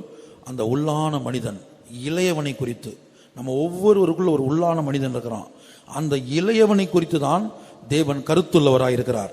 Every one of us have got an inner man, and our God is concerned and bothered on more about our inner man or the younger one more than our outer man or the natural body and the needs of it. அதைத்தான் 2 கொரிந்தியர்ல படிக்கிறோம், 4ஆம் அதிகாரம் 16ஆம் வசனம். In 2 Corinthians chapter 4 verse 16. For which cause we faint not, but though our outward man perish, yet the inward man is renewed day by day. ஆனபடினாலே நாங்கள் சோர்ந்து போகிறதில்லை. எங்கள் புறம்பான மனுஷனானது அழிந்தும் உள்ளான மனுஷனானது நாளுக்கு நாள் புதிதாக்கப்படுகிறது. புறமான மனிதன் அழியறதை பத்தி தேவன் பொறுப்படுத்துறதில்ல, பரிசுத்தவான்களும் பொறுப்படுத்தக்கூடாது. God does not take care when the outer man perisheth, and the saints also should not take care of it. நாங்கள் சோர்ந்து போறதில்லை, புறமான மனிதன் அழியறதை பார்த்து நாங்கள் சோர்ந்து போறதில்லைன்னு பவுல் சொல்றார். Paul says when the outward man perish, we faint not. அப்ப உள்ளான மனிதன் தான் முக்கியம். So inner man is more important. தேவனும் அதற்கு தான் முக்கியத்துவம் கொடுக்கிறார். God too is giving importance to that. அப்ப இந்த உள்ளான மனிதன்ல அல்லது இளையவனாகிய இந்த ஆவிக்குரிய சரீரத்துக்கு ஒரு பிரச்சனை என்றால், அதுல ஏதாவது ஒரு பாதிப்பு என்றால், தேவன் துடிக்க கூடியவராய் இருக்கிறார். Therefore, for the inward man or the younger or the spiritual body, if there is some problem, God is worried. ஆகவே யூதாவுக்கு எந்த விதத்திலும் தகப்பன் துக்கப்படக்கூடாது என்கிற ஒரு தவிப்பு இருந்தது. Therefore, Judah had a concern saying, no way my father should be grieved. இது ஒவ்வொரு தேவ ஊழியருக்கும் எந்த விதத்திலும் தேவனை துக்கப்படுத்தக்கூடாது. இரண்டாவது தகப்பன் சொல்லும்போது பரிசுத்தவான்கள். Similarly, for every worker of God, they must be concerned saying, no way should my father or God grieved. And second, the saints. பரிசுத்தவான்கள் என்று சொல்லும்போது நம்மை நடத்தக்கூடிய ஊழியர்களுக்கு நடத்தக்கூடிய பரிசுத்தவான்கள். When we say of saints, the leaders or the saints who lead our workers of God. நடத்திப்புக்காரர்களாகிய பரிசுத்தவான்கள். Our saints, the leaders. தகப்பனாய் இருக்கிறார்கள். They are a father. முதலாவது தேவன் தகப்பன். First of all, God is a father. இரண்டாவது தேவன் கொடுத்திருக்கிற அந்த பரிசுத்தவான்களாகிய நடத்திப்புக்காரர்கள் தகப்பனாய் இருக்கிறார்கள். And second, the saints, the leaders given by God are fathers. அப்ப யூதாவின் சுபாவம் என்னவென்றால், The nature of Judah is, அல்லது இந்த பதுமராகத்தின் அனுபவம் என்னவென்றால், or the experience of Sardis is, எந்த விதத்திலும் தேவனை துக்கப்படுத்தக்கூடாது. no way should we grieve the Lord. அப்படி ஒவ்வொரு ஊழியருக்குள்ளும் தவிப்பு இருந்து கொண்டே இருக்க வேண்டும். Such a concern must be found in every worker of God. இரண்டாவது, எந்த விதத்திலும் பரிசுத்தவான்களுடைய இளைப்பாறுதலை நஷ்டப்படுத்தக்கூடாது. And second, no way should we be a cause for the saints to lose their peace. அதான் பிலமோனுக்குள்ள நிருபத்தில் வாசிக்கிறோம், பரிசுத்தவான்களுடைய உள்ளங்கள் உம்மாலே இளைப்பாறினபடியினால். In Philemon we read, the bowels of the saints were refreshed by you. பரிசுத்தவான்களுடைய உள்ளங்களை இளைப்பாற பண்ணக்கூடியவர்களாய், குளிர பண்ணக்கூடியவர்களாய், எந்த விதத்திலும் அவங்க துக்கப்படக்கூடாது என்கிற தவிப்புடையவர்களாய் காணப்படுவதுதான் இந்த பதுமராகம் என்கிற கல்லின் அனுபவம். The experience of Sardis is that we must have a concern that the bowels of the saints must not be put to grief, but they should be refreshed at all cost. Philemon verse 7. For we have great joy and consolation in thy love, because the bowels of the saints are refreshed by thee, brother. சகோதரனே, பரிசுத்தவான்களுடைய உள்ளங்கள் உம்மாலே இளைப்பாறினபடியால் உம்முடைய அன்பினாலே மிகுந்த சந்தோஷமும் ஆறுதலும் அடைந்திருக்கிறோம். அடுத்து எபிரேயர் 13:17 வாசிக்கும்போது, Next in Hebrews chapter 13 verse 17. Obey them that have the rule over you, and submit yourselves, for they watch for your souls, as they that must give account, that they may do it with joy and not with grief, for that is unprofitable for you. உங்களை நடத்துகிறவர்கள் உங்கள் ஆத்துமாக்களுக்காக உத்தரவாதம் பண்ணுகிறவர்களாய் விழித்திருக்கிறவர்களானபடியால் அவர்கள் துக்கத்தோடே அல்ல சந்தோஷத்தோடே அதை செய்யும்படி அவர்களுக்கு கீழ்ப்படிந்து அடங்குங்கள். அவர்கள் துக்கத்தோடே அப்படி செய்தால் அது உங்களுக்கு பிரயோஜனமாய் இருக்க மாட்டாதே. இப்ப எந்த விதத்திலும் நடத்துறவங்க துக்கப்படக்கூடாது, அவங்கள சந்தோஷப்படுத்தணும், அவங்களுடைய உள்ளங்கள் இளைப்பாற வேண்டும் என்கிற தவிப்பு ஒவ்வொரு தேவ ஊழியருக்கும் காணப்பட வேண்டும். அதுதான் பதுமராகத்தின் அனுபவம். Every worker of God should have a concern that in no way the saints who are leading us should be put to grief. They should be with joy, and they also should be refreshed. This is the experience of Sardis. கர்த்தருடைய பரிசுத்த நாமத்திற்கு மகிமை உண்டாகட்டும். Glory be to God's holy name. இதுல இன்னும் சில சத்தியங்கள் இருந்தாலும் நான் இதோடு முடித்துக் கொள்கிறேன். Even though there are certain other truths, I want to wind up with this. இரண்டாவது, பதுமராகம் என்கிற கல்லுக்கு வேத வல்லுநர்கள் கொடுத்த அர்த்தம் சந்தோஷம். The second meaning given for the Sardis by biblical scholars is joy. எந்த பாதையில் நடத்தப்பட்டாலும் கர்த்தருடைய ஊழியர்கள் சந்தோஷம் உள்ளவர்களாய் இருக்க வேண்டும். Be it in any path the workers of God might be led, but they have to retain the joy in them. அதைத்தான் நாம் கடந்த நாட்களிலே பார்த்தோம். வடதிசையுள்ள சியோன் பர்வதம் வடிப்பமான ஸ்தானமும் சர்வ பூமியின் மகிழ்ச்சியுமாய் இருக்கிறது. That is what we read earlier. Beautiful for situation, the joy of the whole earth is Mount Zion on the sides of the north. ஒவ்வொரு தேவ ஊழியருடைய வாழ்க்கையிலும் சொந்த ஜீவியத்தில் சந்தோஷம் இருந்தால் மாத்திரமே அவங்க சர்வ பூமிக்கும் மகிழ்ச்சி கொடுக்கக்கூடியவர்களாய் சந்தோஷம் கொடுக்கக்கூடியவர்களாய் மாற முடியும். If there is joy in the life of every worker of God alone, they can become a joy to the whole earth. Pastor Don அவர்கள் ஒரு முறை ஊழியர்கள் கூட்டத்தில் இப்படி சொன்னார். Pastor Don once in one of the workers meetings said like this. பரிசுத்த பவுல் சிறைச்சாலையில அது ஒரு சின்ன அறையில இருந்து கொண்டு, அந்த அறை ரொம்ப சிறுசா இருந்ததான், சாப்பிட்றது அங்கதான் சாப்பிடணும், அவர் படுத்து தூங்குறது அங்கதான் தூங்கணும், சகலத்துக்கும் அந்த சின்ன அறை தான், எல்லா காரியங்களும் அந்த சின்ன அறைக்குள்ள தான் செய்யணும். அப்படிப்பட்ட ஒரு நெருக்கத்துக்குள்ள இருந்து கொண்டுதான் அவர் சந்தோஷமாய் இருங்கள் என்று மற்றவர்களுக்கு சந்தோஷமாய் இருக்கும்படி அவர் நிருபங்கள் எழுதினார் என்று சொன்னார். He said, St. Paul, when he was in a prison that was in a very tiny cell, that was a single cell, staying there, he had to do all his things. He had to eat there, sleep there, and do all his chores in that same cell. Staying in that cell, he wrote most of the epistles, and in one epistle he has written, "Rejoice in the Lord always, and again I say rejoice." ஆபகுக்குள்ள வாசிக்கும் போது, In Habakkuk we read, அத்திமரம் துளிர் விடாமல் போனாலும், though the fig tree doesn't blossom, அப்படி பல காரியங்கள் அங்க சொல்லப்பட்டிருக்கிறது. many things are written there. இது ஒவ்வொன்றுக்கும் ஒரு ஆவிக்குரிய அர்த்தம் இருக்குது. Everything has got a spiritual significance. அப்ப ஊழியர்களுடைய வாழ்க்கையில கர்த்தர் இந்த சியோனின் பூரணத்தை கொடுப்பதற்காக பல்வேறு பாதைகளை நடத்துவார். Therefore, in the life of a worker of God, the Lord will be leading them through various ways to give them a perfection needed for Zion. எந்த பாதையில கர்த்தர் நடத்தினாலும் கர்த்தர் தான் என்னை நடத்தி கொண்டிருக்கிறார் வேற யாரும் என்னை நடத்த முடியாது என்கிற வெளிப்படுத்தலோடு, தேவன் அறிந்து தேவன் அனுமதித்து தான் என் ஜீவியத்தில் இதெல்லாம் சம்பவிக்கிறது என்ற என் தலையில் உள்ள முடியெல்லாம் எண்ணப்பட்டிருக்கிறது என்ற வெளிப்படுத்தலோடு சந்தோஷமா இருக்க வேண்டும். And any path they are going, they have to have a right revelation that it is the Lord who is leading me in this path and no one else, and the very hairs of my head are numbered, so nothing in my life happens contrary to the thought of God. ஆபகுக்கு 3ஆம் அதிகாரம் 17ஆம் வசனம். Habakkuk chapter 3 verse 17. 17-18. 17 and 18. Although the fig tree shall not blossom, neither shall fruit be in the vines, the labor of the olive shall fail, and the field shall yield no meat, the flock shall be cut off from the fold, and there shall be no herd in the stalls, yet will I rejoice in the Lord, I will joy in the God of my salvation. அத்திமரம் துளிர் விடாமற் போனாலும், திராட்சை செடிகளில் பழம் உண்டாகாமற் போனாலும், ஒலிவ மரத்தின் பலன் அற்று போனாலும், வயல்கள் தானியத்தை விளைவியாமற் போனாலும், கிடையில் ஆட்டு மந்தைகள் முதலற்று போனாலும், தொழுவத்திலே மாடு இல்லாமற் போனாலும், நான் கர்த்தருக்குள் மகிழ்ச்சியாயிருப்பேன், என் ரட்சிப்பின் தேவனுக்குள் களி கூறுவேன். எந்த பாதையில கர்த்தர் நடத்தினாலும் கர்த்தர் தான் என்னை நடத்துகிறார். I may be going in any path, but it is the Lord who is leading me. இஸ்ரவேல் ஜனங்களை குறித்து கர்த்தர் சொல்லும்போது, கர்த்தர் ஒருவரே அவனை வழி நடத்தினார், அந்நிய தேவன் அவரோடு இருந்ததில்லை என்று எழுதப்பட்டிருக்கிறது. When the Lord says about the Israelites, it is written, the Lord alone led him, there were no strange gods with him. அப்படியானால் ஒரு தேவ ஊழியனை எந்த அளவுக்கு கர்த்தர் ஒருவரே நடத்துவார்?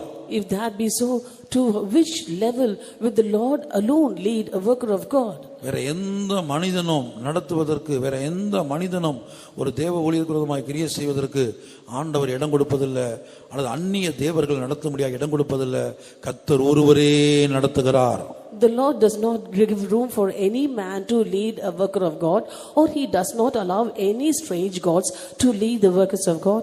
The Lord alone is leading them. ஆகவே இந்த பதுமராகம் என்கிற கல் சந்தோஷத்தை வெளிப்படுத்துகிறது. இந்த சந்தோஷத்தின் மேல் ஒவ்வொரு ஊழியர்களும் வாஞ்சை வைக்க வேண்டும். Therefore sardius shows joy, and every worker of God should take pleasure in sardius. மூன்றாவதாக ஜெயம். Third is victory. இந்த ஜெயத்தை வேத வல்லுநர்கள் சற்று வித்தியாசப்படுத்தி இருக்கிறார்கள். And biblical scholars have slightly differentiated this victory. வச்சிரக்கல் என்றாலும் ஜெயம் என்று பார்த்தோம். We saw jasper also denotes victory. ஆனா அது போராடி ஜெயிப்பது. But they had to wrestle and prevail. ஆனா இந்த ஜெயத்தை அவர்கள் வித்தியாசப்படுத்துகிறார்கள். But they are differentiating this victory. அதற்கு உதாரணமாக சில சம்பவங்களை குறிப்பிடுகிறார்கள். And for example, they give certain illustrations. இப்போ உதாரணமாக யோசபாத்துக்கு விரோதமாக ஒரு பெரிய யுத்தம் வந்தது.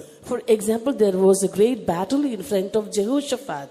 ஆனா யோசபாத் யுத்த காலத்துக்கு போய் ஆயுதங்கள் எடுத்து யோசபாத் அவருடைய ராணுவமும் யுத்தம் பண்ணவில்லை. But in the battlefield, Jehoshaphat and his army did not take any weapons to fight the battle. யுத்த காலத்துல போய் பாட்டு பாடக்கூடிய பாடகர்களை நிறுத்தி தேவனை துதித்து பாடும்படியா அவனுக்கு அறிவுரை, தேவனுடைய ஆலோசனை சொல்லப்பட்டது. The counsel of the Lord to them was to place the singers in the forefront in the battle and to sing praises unto God. அப்ப இவன் போய் பாடகரை நிறுத்தி தேவனை உயர்த்தி பாடி துதி செய்றாங்க. And so according to the counsel, he made the singers to stand in the front and they sang praises unto God. வேதத்திலே படிக்கிறோம், அவர்கள் பாடி துதி செய்ய தொடங்கின போது இவங்களுக்கு விரோதமா வந்த சத்துருக்கள் ஒருவரை ஒருவர் வெட்டி கொண்டு மரித்தார்கள். And in the scripture it is written, in this way when they sang praises unto God and praised the Lord, the enemies that came against him smote one another and died. ஆகவே இது தேவனை சார்ந்து கொண்டு பாடி துதி செய்து தேவனை மகிமைப்படுத்துவதன் மூலமாக தேவன் கொடுக்கிற ஜெயம். Therefore this is a victory given by the Lord when the people of the Lord rely on the Lord alone, praise the Lord and sing praises unto him and glorify his name. இரண்டாவது உதாரணம் எசேக்கியாவுடைய நாட்களில். The second example is that the thing that happened during the days of King Ezekiel. அவன் அசீரிய ராஜாக்களோடு ஒரு யுத்தம். A war against Assyrian kings. அப்ப எசேக்கியா யுத்த களத்துக்கு போகவில்லை. Ezekiel did not go to the battlefront. அவன் கர்த்தருடைய சமூகத்துக்கு போகிறான். He went to God's presence. அங்கிருந்து வந்து ஒரு மிரட்டல் கடிதம், A threatening letter from the other side. மிரட்டல் நிருபம், a threatening epistle. அதை தேவ சமூகத்தில் விரித்து வைக்கிறான். He spread that out in God's presence. தேவனை உயர்த்துகிறான். He was extolling God. இப்ப பாருங்க, நான் கடந்த முறை சொன்னேன் இல்லையா, உயர்த்தும் துதி. And earlier I told you about how to extol God. அதுக்கு எசேக்கியா ஜெபத்தை கூட எக்ஸாம்பிளா சொல்லலாம். We can cite the prayer of Hezekiah also as an example for that. சத்துருக்களை தாழ்த்துறான். He was bringing the enemies low. அசீரியா ஒரு பெரிய சாம்ராஜ்யம். Assyria was a great empire. அதன் முன்னாடி யூதா ராஜ்யம் ஒன்றுமே இல்லை. In front of that, the kingdom of Judah was nothing. மிரட்டி நிருபம் அனுப்பி இருக்காங்க. He sent an epistle threatening him. ஆனா அந்த நிருபத்தை தேவ சமூகத்துல விரித்து வைத்து, spreading out that epistle in God's presence. ஆண்டவரே, இன்னென்ன ராஜ்யத்தின் தேவர்களை அவங்க அக்னியில சுட்டரித்தது மெய்தான். Lord, it's true that they had burned the gods of such and such nations. அந்த கடிதத்தில் உள்ளதை ஜெபத்துல சொல்றாரு. And the things that were written in the letter, he said it in his prayer. இந்த அசீரிய ராஜாக்கள் இன்னென்ன நாட்டின் மேல் படையெடுத்து அந்த நாட்டின் தெய்வங்களை அக்னியில சுட்டரித்தது மெய்தான். These Assyrian camp had invaded other nations and burnt their gods in fire, and that is true. ஆனா அவைகளெல்லாம் மெய்யான தேவர்கள் அல்லவே. But they were not true gods. நீர்தான் மெய்யான தேவன். Thou art the true God. நீர்தான் ஜீவனுள்ள தேவன். Thou art the living God. அப்படி தேவனை உயர்த்தி சத்துருவை தாழ்த்துகிறான். In this way he was extolling God and humiliating the enemies. அப்ப உயர்த்தும் துதிக்கு இதையும் கூட எக்ஸாம்பிள் நம்ம சொல்லலாம். And we can decide this is an example of high praise also. அப்ப இப்படி அவன் ஜெபித்த போது, in this way when he was praying, ஒரே ஒரு தூதன் இறங்கி என்ன செஞ்சான்? 1,85,000 பேர். One angel came and smote 1,85,000 men. 1,85,000 பேர். 1,85,000 men. கற்பனை செய்து பாருங்க, அந்த நாட்கள்லயே 1,85,000 பேர் வந்திருக்கிறான். Just imagine, in those days itself, 1,85,000 men came to fight. இன்னும் அவங்களுக்கு எவ்வளவு ராணுவ வீரர்கள் இருந்தாரோ தெரியாது. And we do not know how much more they had. தூதன் கொன்றது மட்டும் 1,85,000. One angel had killed 1,85,000. இப்படி ஒரு இதுவும் ஜெயம்தான். And this too is a victory. இது ஜெபத்தின் மூலமாக, துதியின் மூலமாக தேவன் இறங்கி ஜெயம் கொடுப்பது. By prayers and by praises, God came down to give them a victory. நீங்கள் சும்மா இருப்பீர்கள், கர்த்தர் உங்களுக்காக யுத்தம் பண்ணுவார். Thou shalt hold thy peace, and the Lord shall fight for thee. அப்ப ஒவ்வொரு தேவ ஊழியரும் இப்படிப்பட்ட ஜெயத்தின் மேல், இந்த பதுமராகம் என்கிற கல்லின் மேல் வாஞ்சை வைத்து அதற்காக தவிக்க வேண்டும். Therefore every worker of God should have a desire over this victory. கர்த்தருடைய பரிசுத்த நாமத்துக்கு மகிமை உண்டாகட்டும். Glory be to God's holy name. ஆகவே ஒவ்வொரு ஊழியர்களும் இந்த பதுமராகம் என்கிற கல்லின் மேல் வாஞ்சை வைத்து தவிக்க வேண்டும். Therefore every worker of God should take pleasure in Sardis and have a longing for that. இது உடனடியாக கிடைக்காது. This cannot be achieved instantly. கேட்ட உடனே கிடைச்சிராது. We might not be receiving it as soon as you ask. ஆனா இந்த கல்லின் மேல் வாஞ்சை வைத்து கர்த்தர் இதை தருகிற வரையிலும் நம்பிக்கையோடு ஜெபித்து கொண்டு துதித்து கொண்டு இருக்கணும். Having a pleasure on these stones, and you have to pray with hope until the Lord gives that to you. அப்ப தேவன் எழுந்தருளுவார். Then God shall arise சீயோனுக்கு இறங்குவார் and have mercy upon Zion. அதற்கு தயை செய்யும் காலமும் அதற்கு குறித்த நேரமும் வரும்போது இந்த கல்லுகள் ஒவ்வொரு ஊழியருடைய வாழ்க்கையிலும் காணப்படும். When the favorable time is come and the set time is come, these stones will be found in the life of every worker of God. கர்த்தர் ஒவ்வொரு ஊழியருடைய வாழ்க்கையில் இந்த கல் உருவாக உதவி செய்வாராக. May the Lord help these stones be formed in the life of every worker of God. சீயோன் சீயோன் சிகரம், சீயோன்